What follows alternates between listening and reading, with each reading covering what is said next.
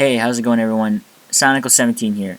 First, I wanted to talk about a video I made and should have released before this video.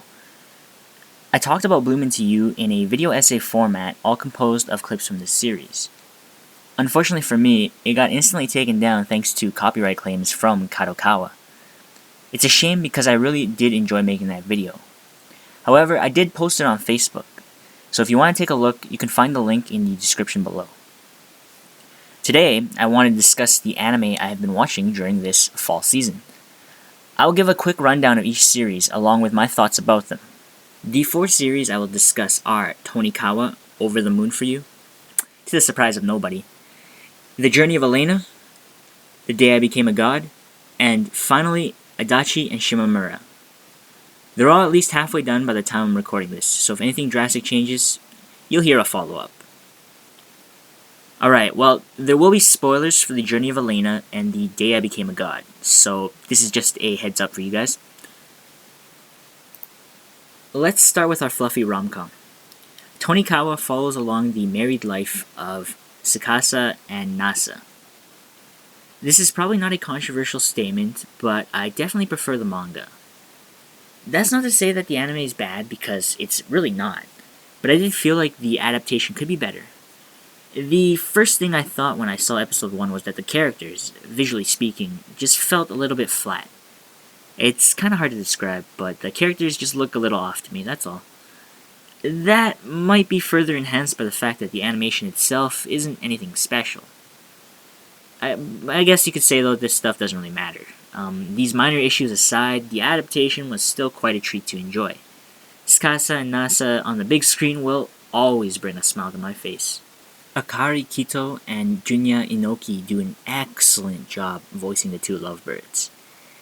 And we can't forget to mention the absolute fire of an opening theme that Koi no Uta is. I was shook to my core when I heard it for the first time. Talk about unexpected. Seriously, phenomenal OP. Overall, the fluffiness is on full display with Tonikawa, and it's definitely a worthwhile watch for you rom-com lovers. I talk about this series a little bit more in my first video, so if you've read the manga and you want to check it out, I'll just leave a link in the description below. If you haven't read the manga yet, I'd probably recommend you not watch the video, but it's up to you. Moving on, let's talk about The Journey of Elaina. This is an episodic series that follows a young witch named Elaina who, you guessed it, travels to a wide variety of different places. I went into this series 100% blind, and what a surprise it turned out to be. Alright, let's talk about the tone shift. By now, I'm sure you know which episode I'm referring to, but if you don't recall, I'm talking about episode 3. Things went dark in a hurry. And I feel like Elena's actions, or lack thereof, generated a lot of talk online when it aired. So, here's my 2 cents. Elaina is not a hero. You can give her grief for this aspect, and honestly, I'd agree with you. But I don't think you can call her a bad character just because she didn't do anything. It's quite the opposite, actually. The fact that she didn't do anything offers more intrigue than if she went in and did the cookie-cutter hero to the rescue trope.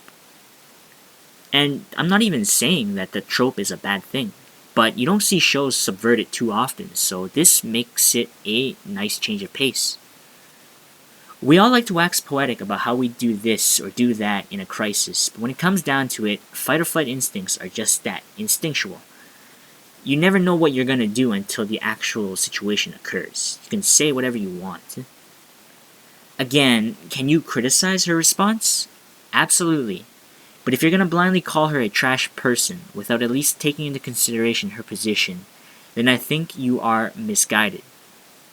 She's a foreign traveler who plans on continuing to travel in an unfamiliar environment, and she's also pretty young. So what exactly can she do to help Nino, the slave girl? I'm not here to condone Elena's lack of action. All I'm trying to say is that this falls firmly into the gray areas of life.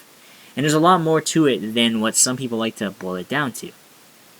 Anyways, Elaina also possesses a little bit of arrogance and high levels of self-confidence. Yes, I know who that beautiful girl is. You have told me that many, many times. I actually don't dislike this side of her, to be honest. I feel like when characters are written like this, they're usually written to be assholes as well. Yet Elaina isn't all that bad. Is she a little too self-centered at times? Yeah, she is. But that said, how many characters, or how many female characters do you know with Elena's personality? Nothing quite springs to mind for me, so I think it's nice to have representation of a different type of personality for girls who aren't just timid or overtly aggressive. Alright, I talked a lot about this, and I do actually have more to say about Seiya, but I'll refrain for now. Elaina is definitely a flawed character, but this series is executed quite well. I've never been terribly big on episodic series, and yet this show has me captivated and looking forward to it every single week. Unfortunately, not everything fits that description for me this season. The next series is The Day I Became a God. I started this series after seeing the name Jun Maeda associated with it. For those who don't know, Maeda's titles include Clannad and Angel Beats, among a few others. So the first episode started it off on a decent enough note, with an alright mix of humor and intrigue. The decline came steady and quick after that though, with one word constantly coming to my mind, and that is directionless. Where exactly are we trying to go with this? The next few episodes were just events that felt like an attempt at collecting characters to add to the cast. Just super random, and Hina's always freaking out about her name, or whatever. To be fair, Ayane Sakura's delivery is top notch, so I didn't mind this repetitive humor all that much actually. And then we get to episode 5. Izanami's tragic backstory is revealed and resolved in one episode. So, besides her being cute, remind me again why I'm supposed to care? All we know about her is that she is hilariously short with Yota. That's it. You know it's rough when I'm reacting emotionally to the scene of Izanami's mother and her videos, yet in the moment I know I'm only feeling that way because I can extract the scenario and apply it to the real world to make me feel that way. It's not tears for Izanami, it's just me reacting to the situation. Which just tells me that they failed to build it up into something worth caring about. Don't even get me started on episode 6. Talk about overdramatic. I try not to be too much of a stickler for realism, and especially not in this role that they've already established in the series. But to have Yota jump from a moving motorbike to the back of a moving truck was just way too much. I laughed my ass off. They built it up to be so dramatic, with these flashbacks of them trying a move in basketball that I feel like only a kid could come up with. And it had the absolute opposite effect on me. And this isn't even mentioning how Hina got in that situation in the first place. That felt so forced to me. Just awful. Oh, I'd be remiss if I didn't mention Miss Tengen and her appearance either. Can somebody explain to me what the hell a grown adult, a celebrity, who made a pass at an underage guy, mind you, what the hell is she doing hanging out with a bunch of kids? There's just no like sense in that. In any case, what a disappointment of a show.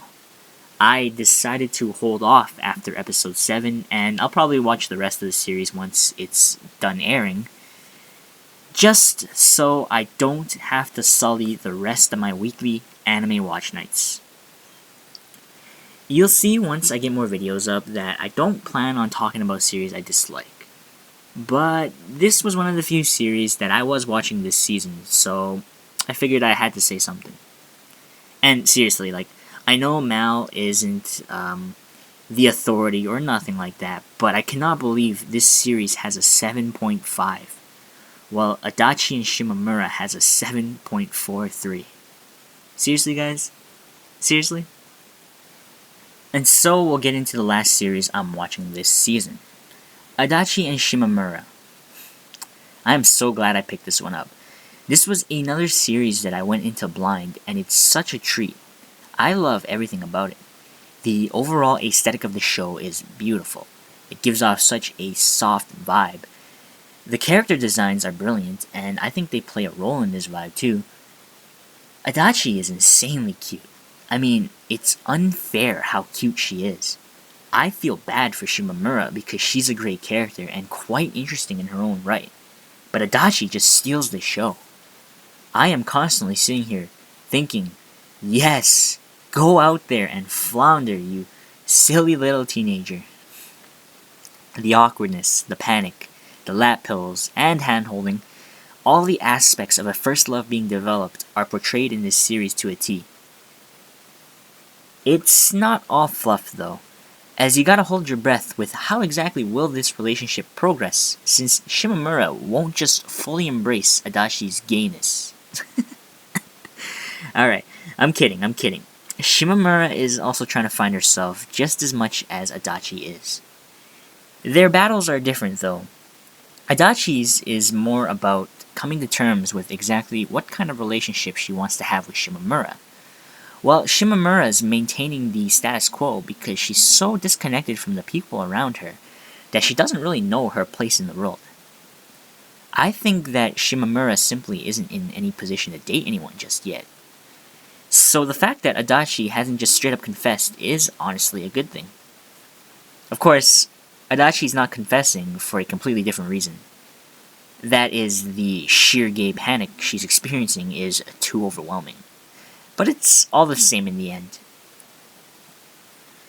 There's really not much to complain about in this series, to be honest with you. I have seen some disdain for Yashiro, but I'm not really in agreement with it. She provides decent enough comedic relief, her hair is cool, and I do enjoy her interactions with little Shimamura. Maybe I should dislike her though, since she did draw Adachi's ire for third-wheeling them that one episode.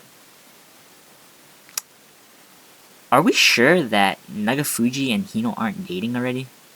Because honestly, man, you could have fooled me. Actually, are they dating? I don't even know, to be honest with you, man. It's very ambiguous. Well, they're cool nonetheless, and I gotta give extra shoutouts to Hino for assisting Adachi on her Christmas gift to Shimamura. By the way, have I mentioned how cute Adachi is? Because she's really cute. I love this girl. I think she's the star of the show, like 100%. I'm definitely going to be rewatching this series down the road, and if I have anything new to add, or something to say, then you could probably find it in a video in the future. Well, this is the fall season for me. The only other series I'm considering watching is Sleepy Princess in the Demon Castle, but I'm not sure when I'll get to that. Otherwise, this is pretty much it. So fall was fun, but I guess you could say it's a little short since I only had 3 titles that I watched and enjoyed. But winter is going to be a doozy, 100%. I have the following on deck: Yuru Camp Season 2, Nanan Bayori Season 3, Promise Neverland Season 2, Tensai Slime Season 2, Beastar Season 2, and finally, Horimiya. So that about does it for this video. I'd like to thank you guys for watching, and I really hope you enjoyed my thoughts on these 4 titles. I'd love to hear your takes as well, so feel free to leave a comment. And honestly, I hope to see you guys in the future. Until next time, take care.